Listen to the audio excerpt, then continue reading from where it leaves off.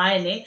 ఉన్నవాడు అనువాడు ఆయనే. కాబట్టి ఆయన శాశ్వతుడైన దేవుడు. ఆ శాశ్వతుడైన దేవుడు మనుషులకేమిచ్చాడు? శాశ్వతమైన జీవం ఇచ్చాడు. శాశ్వతుడైన వాడే శాశ్వతమైనది ఇస్తాడు.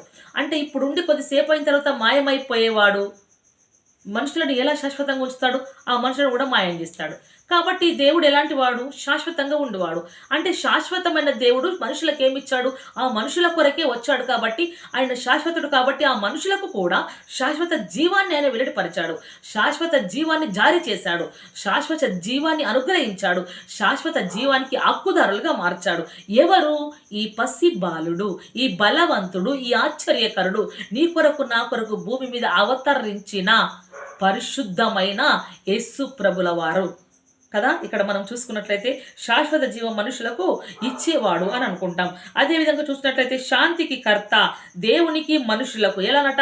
ఆయన శాంతికి కర్త అంటే సమాధానం